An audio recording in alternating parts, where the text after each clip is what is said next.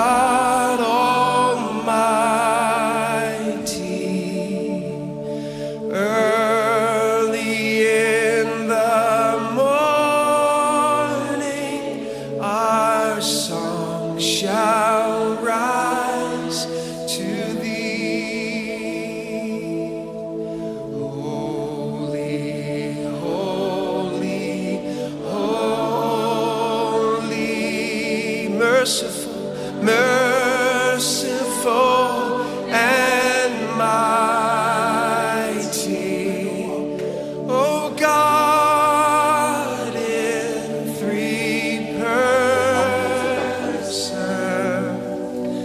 blessed Trinity. Amen. Amen. Alléluia. Oui, il fait beau, c'est le beau temps qui arrive. Je suis content de voir les enfants qui sont là parmi nous. Ça fait un moment que je ne les ai pas vus. Je suis dans la joie de vous voir, les enfants. Que Dieu vous bénisse. Je vais parler cet après-midi de quelque chose. J'ai fait comme le pasteur est tourné la dernière fois. Oui, à un moment, le message, hier, j'ai été un peu influencé parce qu'il y a eu des paroles révélatrices. Cet homme de Dieu qui est intervenu, Dieu l'a utilisé pour donner certaines paroles, certaines directives de la part du Seigneur qui concernaient tout le monde, une parole très très très profonde au sujet de la connaissance biblique, au sujet de quand nous les enfants de Dieu, nous essayons d'analyser, de pouvoir prendre certaines décisions, de pouvoir agir. Est-ce que nous nous basons sur nos connaissances personnelles, sur la religion, sur la congrégation, sur les coutumes, ou bien sur ce que dit la parole de Dieu? Je bénis le Seigneur pour son serviteur, Marc Masso. Que Dieu le bénisse. Amen. Est-ce que vous êtes là cet après-midi? Amen. Alléluia. Amen. Je vais parler cet après-midi de quelque chose, ce qu'on appelle le renouvellement de l'intelligence. Que Dieu te bénisse, mon fils. Le renouvellement de l'intelligence. Ah, c'est Zoé? C'est Zoé. Ah, ma fille. Alors, pourquoi le renouvellement de l'intelligence? Parce que l'intelligence que nous avons à ce jour ne nous permet pas de rentrer en profondeur de la parole de Dieu. Parce que nous avons tellement appris des choses à l'école, des fois qui nous mettent en combat tous les jours vis-à-vis de la parole de Dieu. Mais il faut que l'intelligence que nous avons soit renouvelée par l'Esprit de Dieu pour comprendre et bien assimiler la parole de Dieu qui est un esprit. Oh, la Bible dit que Dieu parle tantôt d'une manière, tantôt d'une autre. Si nous connaissons ce verset, nous allons dire Dieu ne m'a pas parlé comme s'il peut me parler autrement. Je ne tire pas une conclusion, je ne tire pas une solution, mais je continue à creuser la parole de Dieu. Mais je continue à persister. La parole de Dieu dit, c'est lui qui tient bon. Alléluia. Nous serons récompensés selon notre travail auprès du Seigneur. Nous serons récompensés de la manière dont nous avons travaillé, comme dit l'apôtre Paul. Je travaille durement mon corps. Amen. Alléluia. Amen. Oh, je travaille durement mon corps. Je sacrifie mon corps. Je sacrifie mes biens. Je sacrifie mon temps. Non, selon l'intelligence que j'ai, de dire que non, il faut s'amuser. Il faut prendre le moment de s'amuser lorsqu'on est jeune. Mais non, je sacrifie ma jeunesse. Je travaille durement mon corps pour que ce corps soit amené sur l'autel de sacrifice auquel le Seigneur lui-même rendra ce corps parfait. Et je deviendrai un homme et une femme distingués. Amen. Pourquoi le renouvellement de l'intelligence? Cela est basé sur les motivations. Pourquoi les motivations? Parce qu'il y a beaucoup de fausses motivations qui nous amènent des fois à avoir des mauvaises idées. Quand une motivation est fausse, ça va nous conduire avoir des idées qui seront certainement fausses. Parce que j'ai une mauvaise motivation, mes idées sont fausses. Pourquoi les motivations? Premièrement, les motivations à partir des manques. J'ai toujours dit que quand le manque se fait sentir en nous, ça déclenche automatiquement une crainte. La crainte est que ce besoin ne soit pas satisfait. Quand nous avons un besoin, nous avons la crainte. Nous avons la peur. Ouh, ma paye n'est pas passée. Mon salaire n'est pas passé. Comment je vais faire pour payer le loyer? Il n'y a plus de yaourt. Il n'y a plus de trucs à la maison. Comment je vais faire pour nourrir les enfants? Ça déclenche automatiquement une crainte en nous. Nous commençons à avoir peur. Nous commençons à réfléchir. Nous commençons à être motivés pour pouvoir trouver une solution. On se dit, mais qu'est-ce qu'on va faire? Il faut que j'appelle un ami. Il faut que j'essaie de voir avec mon banquier. Il faut que j'essaie de trouver une solution. Je parle cet après-midi sur le renouvellement de l'intelligence.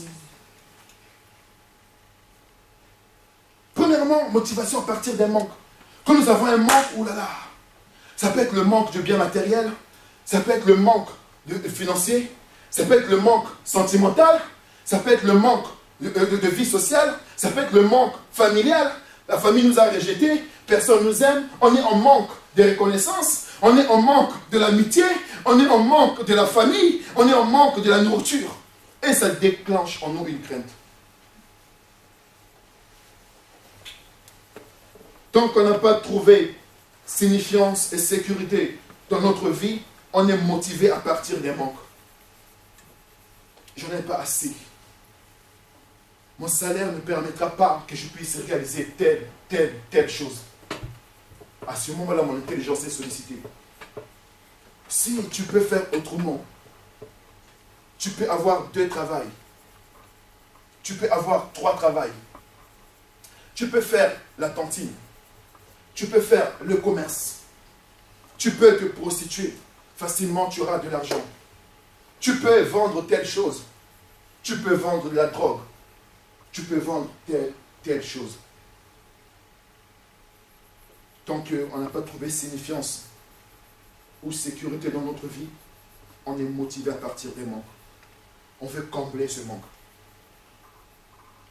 Bien aimé, on est motivé pour faire ce qui, l'on pense, apportera satisfaction à nos besoins fondamentaux. On est motivé à fond en croyant que si j'ai l'argent, mes dettes seront payées, mes crédits seront remboursés, mes enfants iront dans les bonnes écoles, ma vie va réussir, j'aurai une belle voiture, j'aurai une belle maison. Lorsque nous aurons cette belle maison, lorsque nous aurons les enfants qui vont dans une bonne école, il y aura un autre manque.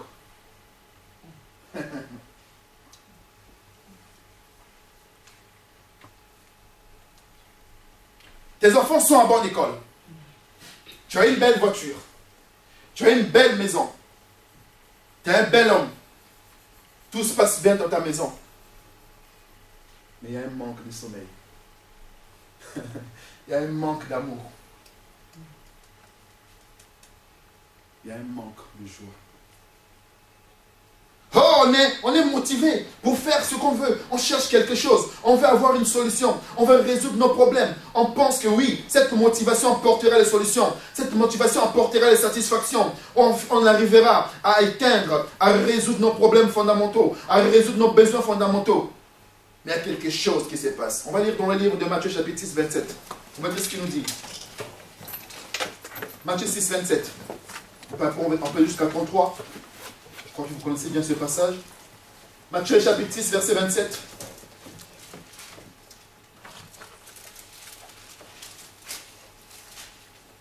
Qui est plus rapide? 6, 27.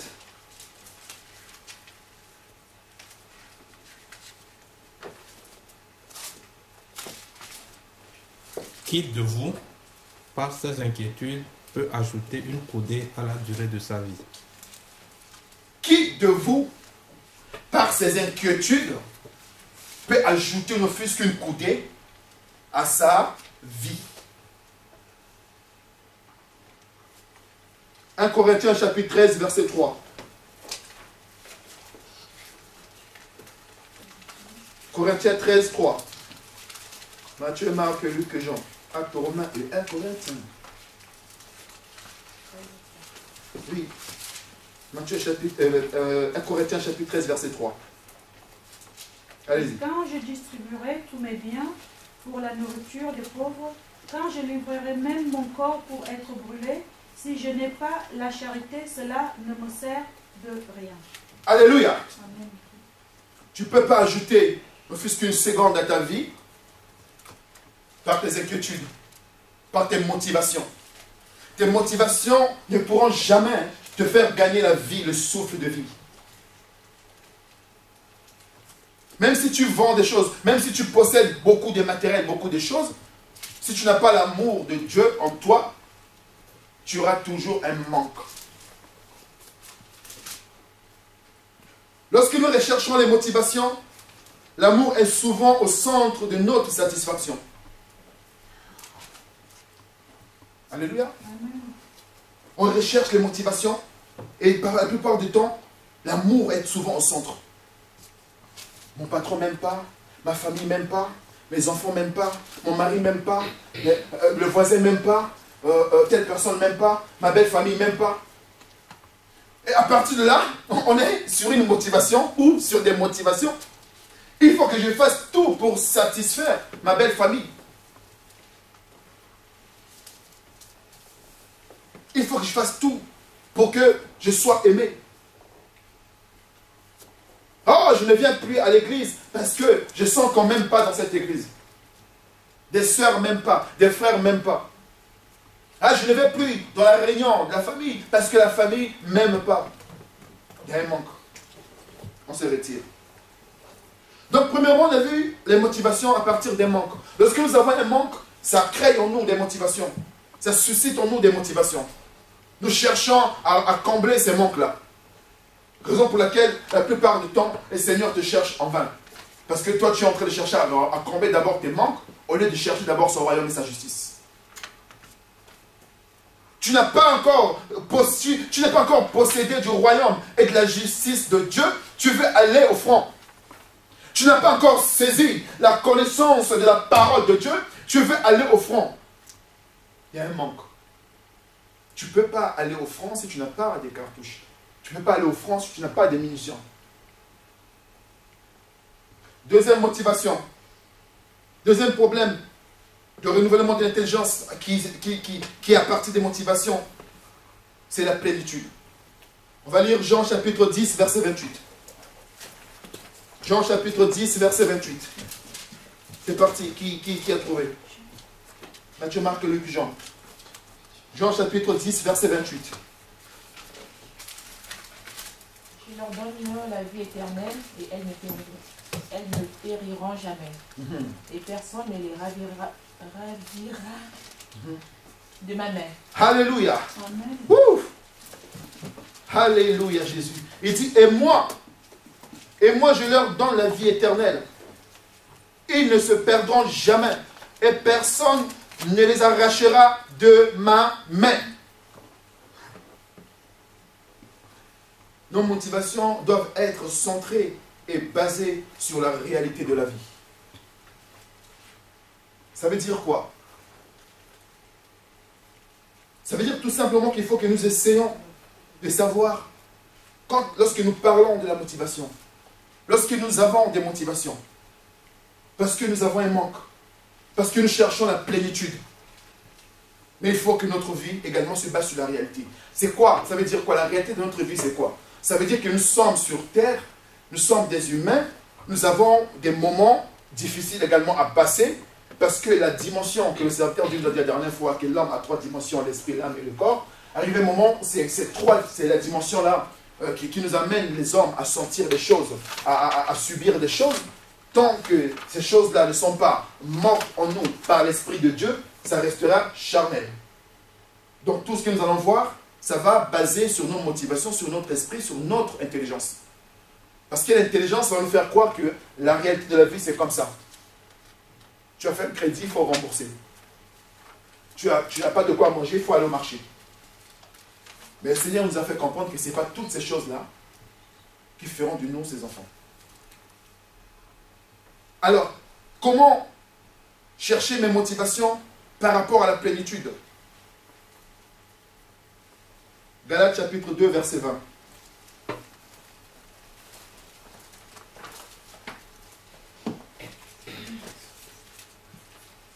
Galates chapitre 2, verset 20.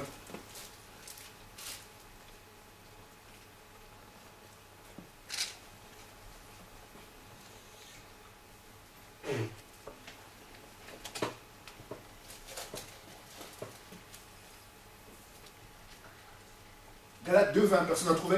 Si je peux. Allez-y. J'ai été crucifié avec Christ, et si je vis, ce n'est plus moi qui vis, c'est Christ qui vit en moi. Si je vis maintenant dans la chair, je vis dans la foi au Fils de Dieu, qui m'a aimé et qui s'est livré lui-même pour moi. Alléluia. Wouh. Si je vis, ce n'est plus moi qui vis, mais c'est Christ qui vit en moi. Si je souffre, ce n'est plus moi qui souffre, alléluia, mais c'est Christ qui s'est sacrifié à la croix, qui souffre pour moi. Si je galère pour la gloire de Dieu, ce n'est plus moi qui galère, mais c'est Christ qui vit en moi, qui subit toutes ces galères-là.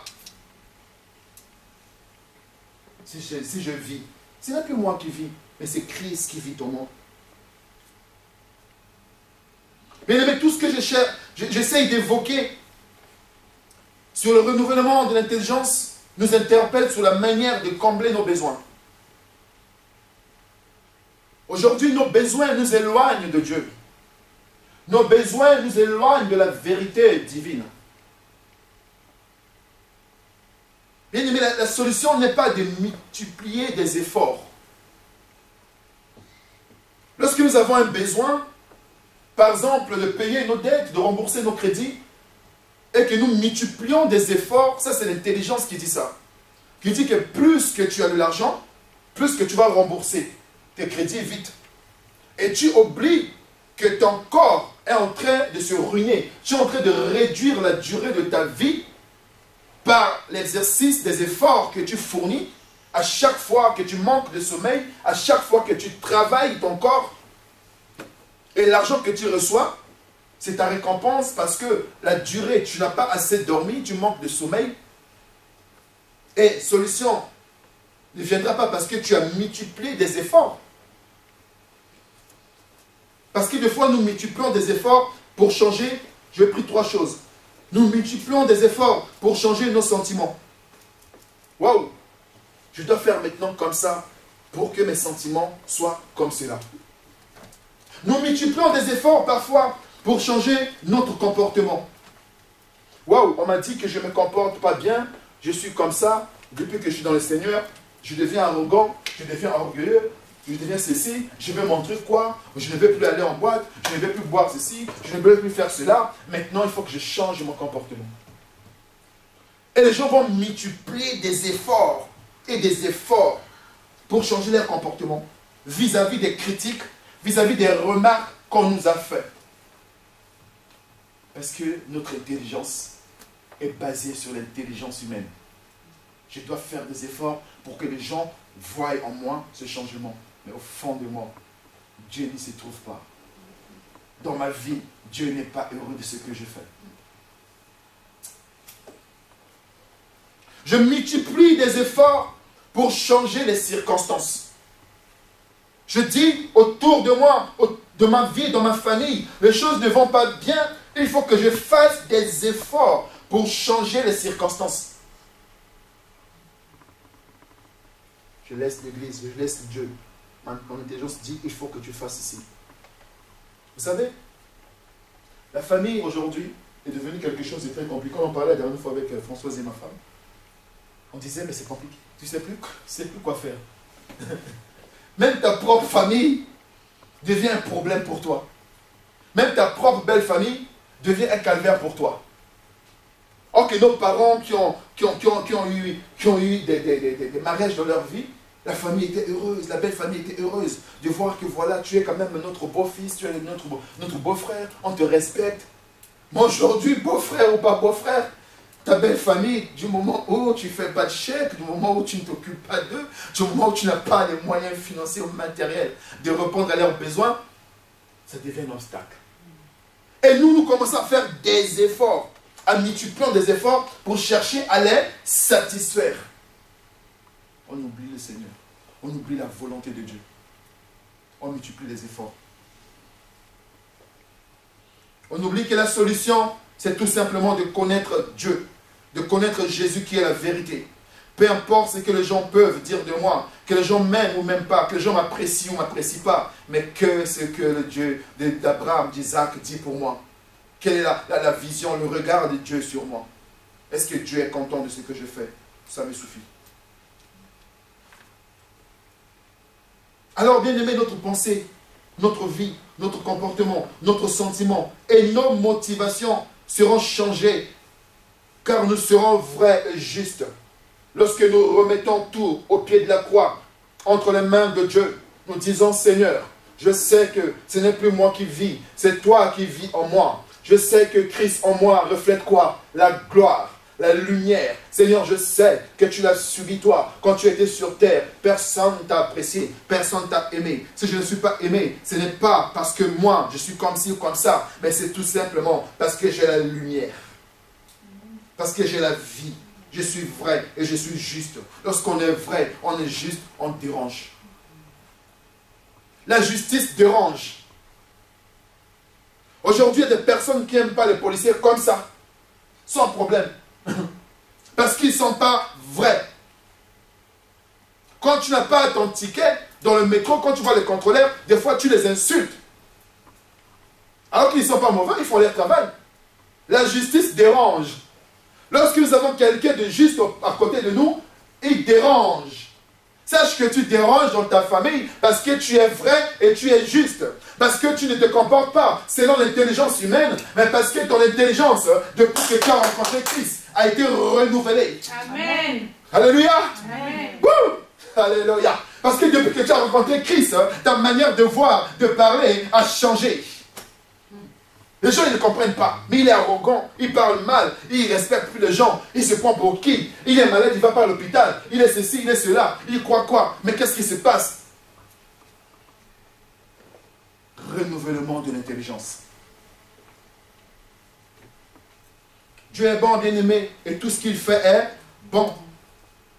Si nous sommes chrétiens, cela signifie tout simplement que nous sommes les petits Christ. Ça veut dire que nous sommes à l'image de Christ.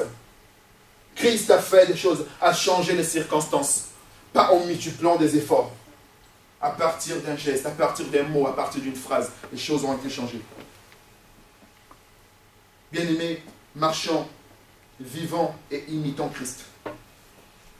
Le renouvellement de l'intelligence, ça veut dire tout simplement de marcher, de vivre et d'imiter Christ. Comment Christ a fait pour résoudre ces problèmes? Par la violence? Par la haine? Par la colère? Par la revanche? Non. Il a laissé les gens parler. Il a laissé les gens le critiquer. Mais lui, il continuait son chemin. Amen. Il ne s'arrêtait pas pour dire, qui m'a insulté là? Alléluia. Amen. Oh, Christ ne s'est jamais arrêté un jour pour dire, pourquoi tu m'insultes? Tu sais qui je suis? Tu sais la puissance que j'ai? Qui peut me dire quand est-ce que Christ s'est arrêté à dire aux gens de lui qu'ils lui ont manqué du respect? Non. L'homme de Galilée, il savait ce qu'il allait faire. Il savait vraiment la puissance ou la valeur qu'il avait. Il ne s'arrêtait pas. Parce qu'il n'avait pas le temps de ça. Mais aujourd'hui, ton intelligence, des fois, te pousse de t'arrêter sur les futilités, sur les choses qui t'empêchent d'être concentré sur la gloire et la puissance de Dieu. Parce que ton intelligence est encore humaine, est encore charnelle. Non, moi. Et à ce moment-là, tu ne dis plus ton vrai prénom. Tu ne dis plus ton vrai nom.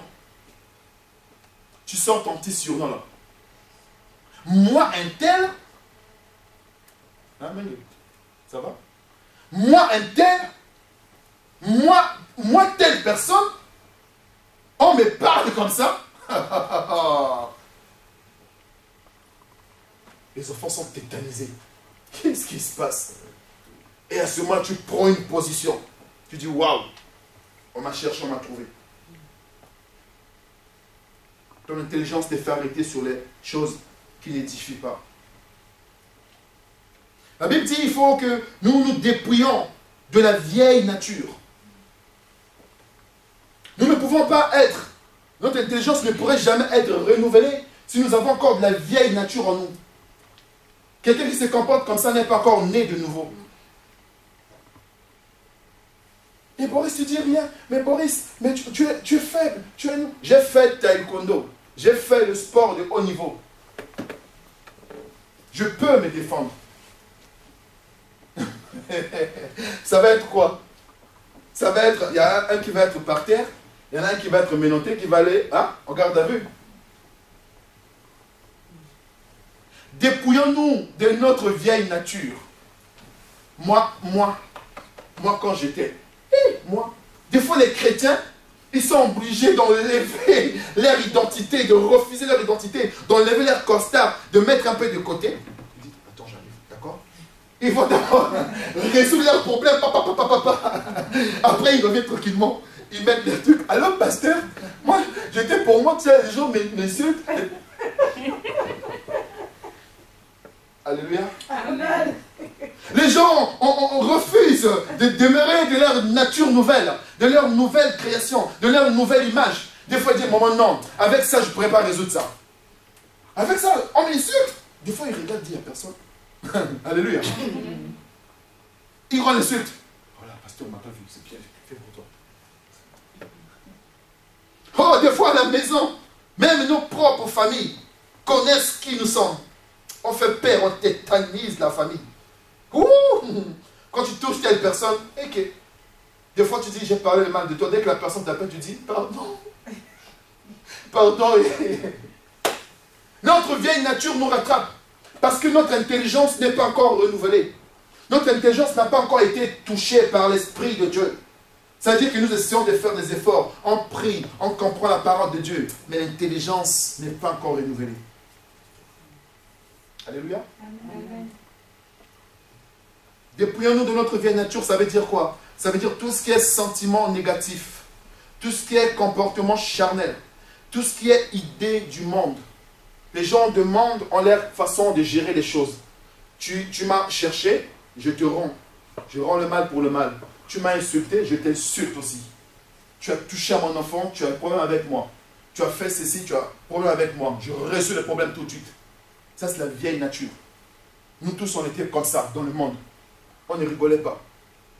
Mais lorsque nous sommes de l'autre côté, lorsque nous sommes nés de nouveau, lorsque nous sommes à l'image de Dieu, on ne peut plus se comporter comme tout le monde. Parce que notre intelligence a changé des dimensions.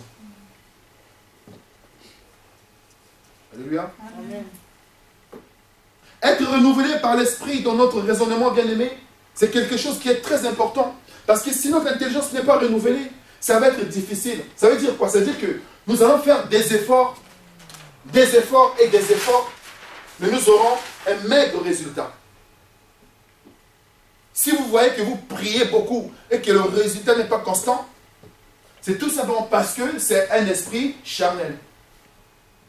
Parce que c'est un raisonnement personnel. Ce n'est pas la biblique. Donc ce que nous devons faire avant de comprendre, de savoir que notre esprit est en contact avec Dieu, ce que nous faisons, c'est pour la gloire de Dieu, il faudrait que nous nous revêtissions de la nature nouvelle. C'est-à-dire que je suis maintenant un Boris que Dieu a façonné, que Dieu a transformé, que Dieu a dépouillé. Est-ce que tu es dépouillé? Est-ce que tu es totalement dépouillé?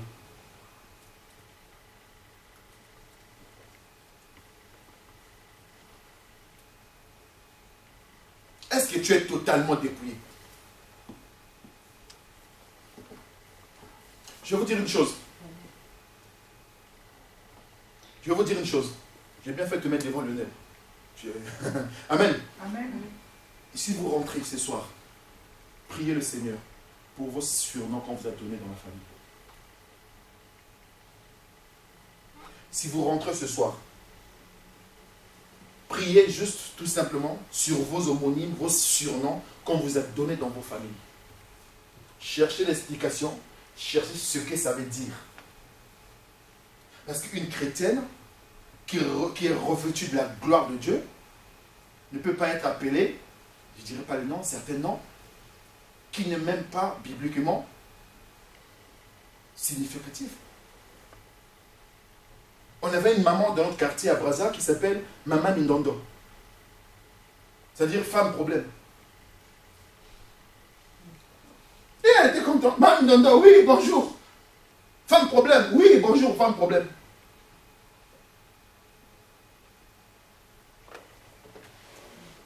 Tu grandis avec ce surnom-là, dans ta famille, ce surnom-là veut dire que lui, il ne faut pas l'embêter. Il est guerrier, il est ceci, il ne rigole pas, c'est une femme dure, c'est un homme comme ci, c'est un homme comme ça. Tu es dans le Seigneur, tu portes ce nom-là. Prions le Seigneur quand vous allez rentrer chez vous, tout simplement sur les noms, les surnoms qu'on vous a donnés. Enlevez ça. Ce qu'on appelle la circoncision spirituelle. Je refuse ce nom de porter un nom qui définit ce que je ne suis pas. Je ne suis pas colérique, je ne suis pas une femme de revanche, je ne suis pas un homme de problème, je suis la créature de Dieu. Amen. Je ne savais pas ce que voulait dire ce nom-là, désormais je ne veux plus qu'on m'appelle ce nom-là. Revêture de la nouvelle nature ça veut dire quoi? Ça veut dire que je pense comme Jésus. Je me comporte en imitant Christ. Alléluia. Je me sens motivé comme Christ. J'imite Christ. Je pense comme Christ. Je suis motivé comme Christ. Le Saint-Esprit, lui seul, peut accomplir cette œuvre en nous. Et cela va dépendre de notre vie chrétienne.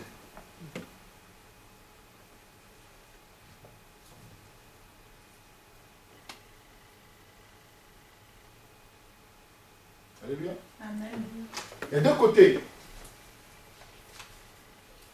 C'est-à-dire ici, je rentre ce soir dans ma vie, je vais faire des choses. Je fais ça. Tac. Ici, tout simplement, je mets quoi? Je mets tout ce qui est dépouillé. Tout ce qui va être dépouillé. Je les énumère là. Alléluia. C'est-à-dire tout ce qui est la vieille nature. C'est-à-dire que si je savais que j'avais une nature qui n'était pas bien. Tout ce qui est vieille nature, mon comportement d'avant là, où je ne rigolais pas, où j'étais quelqu'un voilà, on ne me touchait pas. Tout ce qui est comportement charnel, je le mets là. Il faut que ça soit dépouillé. Dis Seigneur, je veux être dépouillé de ça. Alléluia. Amen. Je veux être dépouillé. Tu énumères, tu arrives là, tu fais ce qu'on appelle le renouvellement, comme je l'ai dit. Voilà, être renouvelé par l'Esprit de Dieu.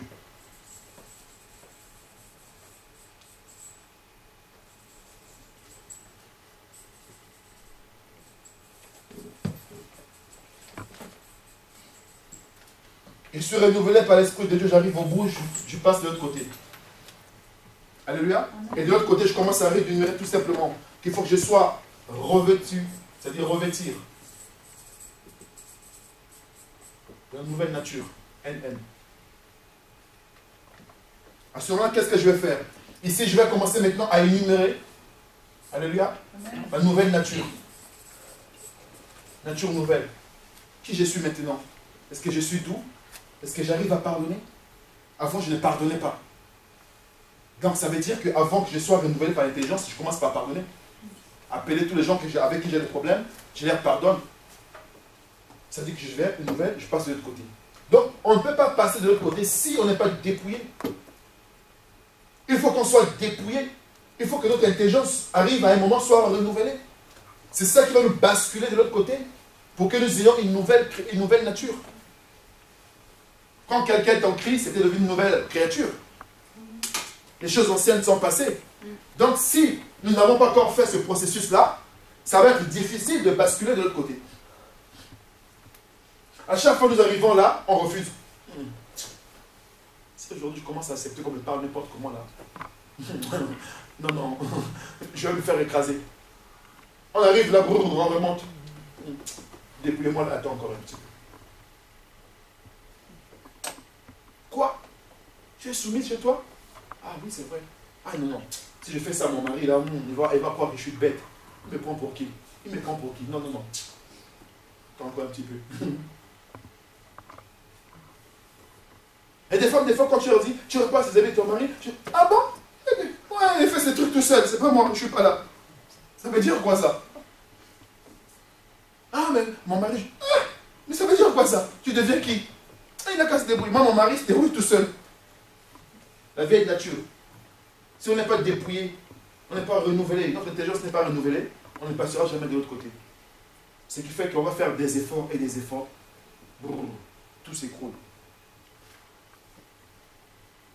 Se dépouiller de la vieille nature, bien aimé, c'est quoi? C'est-à-dire que le renouvellement de l'intelligence se situe au cœur des parcours qui commencent par le dépouillement de la vieille nature qui a été crucifiée avec Christ. Ça veut dire que quand j'accepte que tout ça soit dépouillé, ça veut dire que je suis en train de mourir. Moi, je suis en train de mourir. Je suis en train de me laisser tout simplement sur l'autel de sacrifice auquel le Seigneur viendra, n'est-ce pas, habiter en moi, enlever tout ça, prendre la possession totale et le contrôle de ma vie. Et quand je me lève, je deviens une créature nouvelle. Amen. Je deviens une nouvelle personne. Je reviens à la vie. Pas selon la pensée de l'homme, mais selon, n'est-ce pas, la pensée de Dieu et le plan de Dieu. Et Dieu va faire de moi une personne distinguée.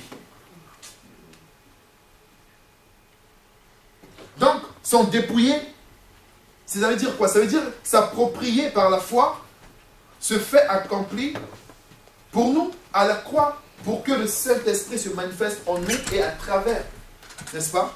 À travers nous. C'est-à-dire que j'accepte tout simplement que le Christ qui est mort à la croix, qui est crucifié, je prends possession de ça, de cette nouvelle. Je me dis non, c'est pour moi qu'il était mort, il est ressuscité. C'est-à-dire que je suis mort avec lui, je suis ressuscité également. Je suis devenu une nouvelle créature. Les choses anciennes passent, maintenant je suis une nouvelle créature. Je suis né de nouveau. Je suis devenu une autre personne. Vous lirez à la maison, Romains chapitre 6, verset 6, 14. Romains 6, 6, 14. Colossiens chapitre 3, verset 9 à 17. Galates chapitre 5, verset 24 à 26. Romains 6, 6, 14. Colossiens chapitre 3, verset 9 à 17. Galates chapitre 5, verset 24 à 26. Pourquoi nous n'arrivons pas à avoir ce qu'on appelle le renouvellement de l'intelligence? Pourquoi notre intelligence n'est pas renouvelée? Parce que nous avons encore les sentiments négatifs. En nous, nous avons encore les sentiments négatifs.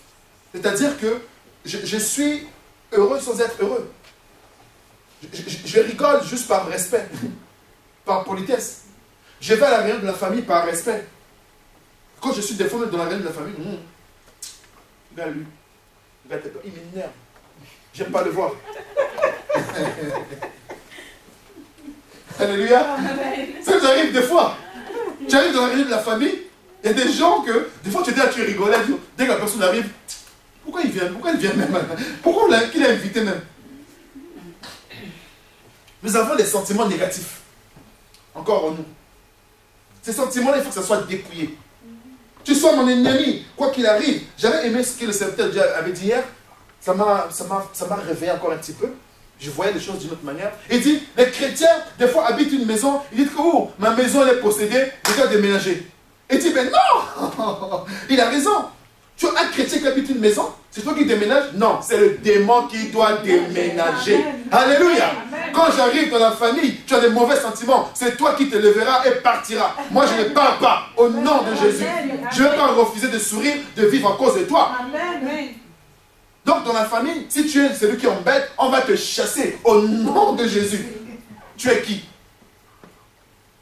Il y a une manière de parler à Satan. Hier, ça me touchait. Je dis, waouh. Il est bien, il dit, toi là, tu es un menteur. Tu ne peux pas. Donc ça veut dire qu'au jour d'aujourd'hui, nous avons un sentiment négatif et qui nous empêche de nous réjouir. Tout simplement, on ne veut pas aller dans la famille parce que telle personne nous a parlé mal, telle personne ne nous aime pas, on s'écarte de la famille et le sentiment reste négatif.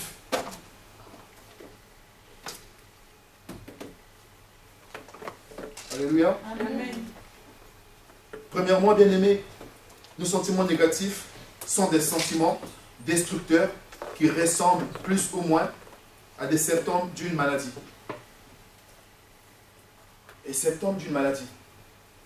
Quand quelqu'un a mal à la dent, quand quelqu'un a des maux de ventre, quand quelqu'un a des maux de tête, quand quelqu'un a le palume des Africains, il y a des symptômes.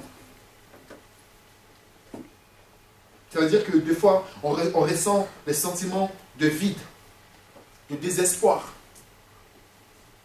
Des fois, notre intelligence, nous pousse à avoir des sentiments de colère, des sentiments de ressentiment, vraiment, de nervosité, de culpabilité, de peur. La Bible nous parle de Saül qui était ténaillé par la peur. La Bible dit que Saül avait la peur des Philistins. Alléluia. Amen. Comme vous lisez le livre de 1 Samuel, chapitre 13, verset 12, à partir du verset 12. Vous voyez l'histoire de Saül qui a été ténaillé par la peur des Philistins. Il dit, wow, est-ce que j'y arriverai? Comment ça va se passer? Et là, on a un sentiment négatif. Lorsque la peur envahit notre esprit, le raisonnement prend le dessus, on est ténaillé par la peur. Nous connaissons bien l'histoire du peuple. Au niveau des Philistins, pardon. Quand nous lisons le livre de 1 Samuel, chapitre 15, verset 24, nous nous rendons compte comment le peuple aussi, entraîné par Saül, est rentré dans la même peur. Parce que si le leader, si la maman qui doit contrôler la maison a des sentiments négatifs, ça va se ressentir sur les enfants. Alléluia. Amen. Vous vous rendez compte que quand il y a un bruit, il y a quelque chose de négatif qui se passe dans la maison, les enfants vont courir vers qui? Vers les parents. Ils vont courir vers maman. Maman va dire, allez voir votre papa. On va prendre papa, on va mettre devant. Alléluia. Amen. Et pourtant, la plupart du temps, ah, tu es qui? Moi, je suis capable. Tu prends quoi? Tu crois que tu peux faire quoi? Moi, j'ai fait ci, moi, j'ai fait ça. Mais des fois, quand il y a des situations, c'est le papa qu'on va aller chercher. Allez chercher votre papa, allez appeler votre papa. Donc, ça veut dire que les enfants doivent vivre des fois certaines choses par rapport à nous, les parents. Alléluia. Nous avons vu l'histoire de Goliath et David. Si David était rempli de l'esprit du monde, son intelligence n'a pas été renouvelée, David n'aurait pas réussi à combattre Goliath. Parce que depuis plus de 20 jours, plus de 3 semaines, Goliath défiait le peuple. Goliath les défiait et disait, non, je suis là, cherchez-moi quelqu'un qui pourrait venir me combattre. Et la Bible nous décrit l'armure, toute l'armure de Goliath, qui pesait je ne sais pas combien de trucs, qui étaient là, balèze, grand. Quand nous avons en face de nous Goliath ou des problèmes, nous avons ce qu'on appelle le sentiment de peur. On dit, waouh, tel crédit, tel souci, tel problème, est-ce que je pourrais faire face? Non. Je commence à avoir les sentiments négatifs. C'est fini. Ma vie, elle est faite comme ça. J'ai tiré une conclusion. Non, bien-aimés, ne tirez plus des conclusions sur votre vie parce que ce n'est pas vous qui avez le contrôle de votre vie. Amen. Votre vie est entre les mains de Dieu. Amen. La Bible a dit tout à l'heure, qui par les inquiétudes peut ajouter ne fût-ce qu'une seconde au souffle de vie? Personne. Ne t'inquiète plus. Dis, si je vis, ce n'est plus moi qui vis, mais c'est Christ qui vit en moi. Amen. Christ, c'est quoi? C'est la victoire, c'est la réussite, c'est le bonheur. Il a vaincu la mort. Il a dit, l'or et l'argent m'appartiennent. Je suis celui qui détient vos vies entre mes mains. Amen. Personne ne peut l'arracher. Dès qu'on voit Goliath, oh, on est tétanisé. On a peur. La Bible dit que Saül était rempli. Quand nous partons au chapitre 18, verset 9, 8 à 9, on dit qu'il était rempli de colère. Parce que des fois, quand nous avons une situation en face de nous, la première des choses à faire, c'est quoi? C'est la colère. Maman, nous avons été à telle chose, on a parlé du mal de toi. Quoi? Bon, papa, nous avons un tel, parce que souvent, bon, c'est souvent les femmes qui sont chaud. Papa, tu n'étais pas là, telle personne a parlé avec maman. Quoi? Qui est cet homme-là? Il est comment? Alléluia. Amen. Tout de suite, on a toujours le sentiment de colère. Parce que on se dit, si on est énervé, on va résoudre ça tout de suite. On oublie que le diable, par simple parole, peut détruire toute une famille. Après, tu poses des actes, c'est fini. Il y en a un qui est à l'hôpital, il y en a un qui est au commissariat. Les enfants se retrouvaient tout seuls. Je pense que personne, beaucoup de gens ici, j'ai jamais vu quelqu'un heureux de taper l'autre qui est tombé par terre, qui est blessé, il est content. Je dis, oh là là, mais je ne voulais pas faire ça. C'est pas ce que je voulais faire. La colère est une étrangère. Lorsqu'elle arrive, elle fait ce qu'elle a à faire. Une fois c'est fini, elle part. Et quand elle part, c'est toi qui dois résoudre tes problèmes. La colère est une étrangère. Donc ne laissez jamais cette étrangère-là rentrer dans votre vie, dans votre maison. Si vous laissez un étranger rentrer dans votre maison, il s'en fout parce que ce n'est pas lui qui paye le loyer, ce n'est pas lui qui paye l'électricité. Il va faire tout, il va tout boire dans le frigo, il va tout vider, il va utiliser tout ce qu'il faut, il va prendre ton téléphone, il va appeler en Afrique, la facture va venir, ce n'est pas lui qui va payer. Il va te pousser à insulter ton mari parce que tu divorces, ta femme parce que tu divorces, lui il va partir. Une fois qu'il est parti, tu te dis mais pourquoi j'ai fait ça? On ne peut pas changer nos sentiments, mais on peut les reconnaître. Et une expression que j'avais mise sur Facebook, j'ai dit, la pensée du jour, j'arrive deux fois de mettre sur Facebook, j'ai dit, si tu n'arrives plus à changer ton passé, le Seigneur qui t'a rempli de l'esprit de sagesse et d'intelligence te permettra de modifier le présent. Ton passé, tu ne peux plus le changer, mais modifie au moins ton présent.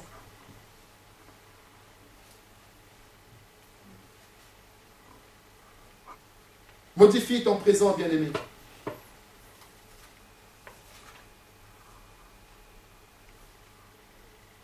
Donc on ne peut pas changer nos sentiments, mais on peut les reconnaître.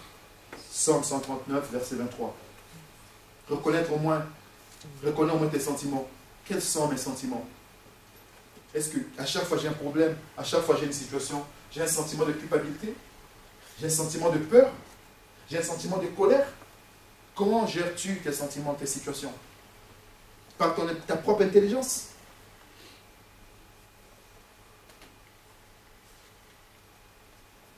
Bien aimé, la première des choses à faire, c'est d'abord d'être honnête. D'être honnête avec soi-même. Parce que des fois, on refuse d'être honnête avec nous-mêmes. Pour que ton intelligence soit renouvelée, sois d'abord honnête avec toi-même. Reconnais d'abord et réellement ce que tu fais. À chaque fois, tu as des problèmes. Comment tu les résous? Par la colère? Par la peur? Tu as des sentiments négatifs à chaque fois? À chaque fois que tu as une petite facture, une petite situation à la maison et que tu ne peux pas résoudre financièrement, tu commences à prononcer des paroles négatives. Ah, mais tu vois, ma vie elle est faite comme ça. Je n'y réussirai jamais.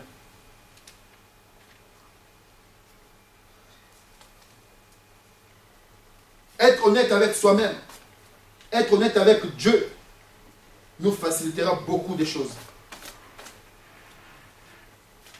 L'honnêteté avec soi-même et avec Dieu est la première condition du changement. Si tu ne sais pas qu'est-ce que c'est que le renouvellement de l'intelligence, commence d'abord par être honnête avec toi et avec Dieu. Parce que Dieu, tu ne peux pas le tromper. Dieu, tu ne peux pas le cacher quelque chose. Il est un Dieu qui sait tout, qui voit tout, qui connaît tout. La Bible dit que la bénédiction que le monde voit à travers nous, à travers la parole de Dieu, à travers notre vie, ce sont le résultat de notre vie en secret avec Dieu. Un chrétien est reconnu chrétien par son comportement, par son attitude, par sa manière de résoudre ses problèmes. Holy, holy, holy, Lord God Almighty, earth